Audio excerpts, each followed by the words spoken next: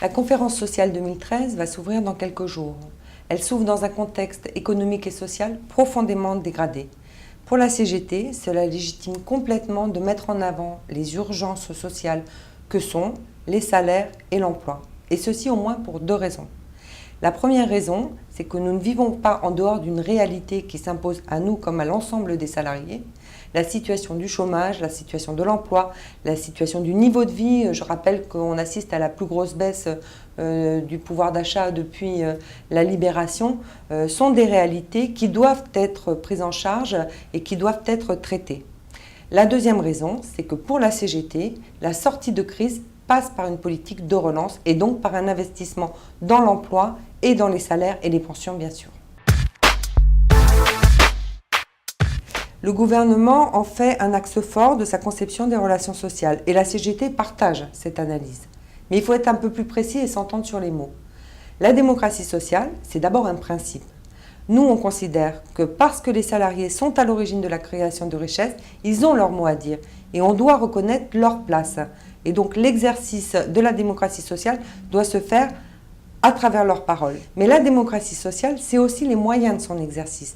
Et la CGT revendique que des droits spécifiques soient attribués aux salariés pour faire entendre leurs paroles, que ce soit dans les professions aussi bien que sur les territoires. Concernant l'emploi, il s'agit maintenant de passer du discours aux actes. Les dispositifs existants et leur mobilisation ne suffit pas, il faut passer à la vitesse supérieure et c'est particulièrement prégnant s'agissant de l'emploi des jeunes. Nous, on revendique des emplois stables et de qualité et non pas des ersatz à l'image des contrats génération ou des emplois d'avenir.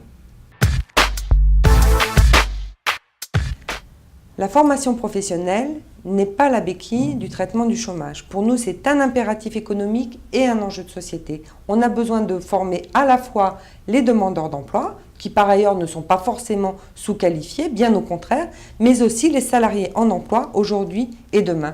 Et cela nécessite un investissement sérieux dans la formation tant initiale que continue d'une part, mais d'autre part dans des financements à la hauteur des besoins.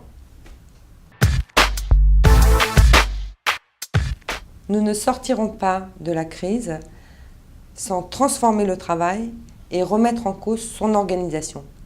Et surtout, imaginer une nouvelle organisation du travail. Le travail est à la source de la production de richesses. C'est pour cette raison qu'il doit être reconnu, transformé.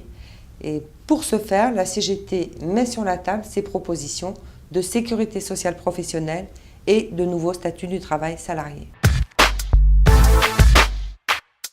Pour la CGT, il faut affirmer le besoin d'une nouvelle stratégie économique et bien sûr industrielle. Et cela passe par la qualité de l'intervention publique, que ce soit en termes de financement, de contrôle, d'incitation, de stratégie, mais aussi réaffirmer le fait qu'il n'y a pas d'industrie d'avenir sur des friches industrielles.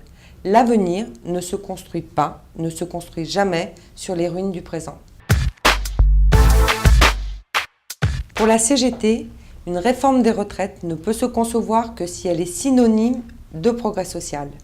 Cela passe par l'amélioration et la consolidation de notre système de protection sociale, avec bien sûr l'amélioration des droits à la retraite, les 60 ans, la pénibilité, et d'autre part la réforme du financement de la protection sociale. Dans cette table ronde, la CGT affirmera que nous avons un réel besoin impérieux de services publics forts et démocratisés pour répondre aux besoins. Pour la CGT, les services publics sont vecteurs de cohésion sociale, de développement économique, d'aménagement du territoire. Pour nous, il s'agit très réellement de la façon de réaliser le contrat social. Nous avons besoin d'une nouvelle stratégie européenne. Il nous faut développer un emploi de qualité au service de la relance de la croissance. Et il faut stopper l'évasion sociale, tout comme il faut stopper l'évasion fiscale. Nous le disons très fortement, la construction de l'Europe doit se faire sur la base du progrès social et non sur celle d'un dumping généralisé.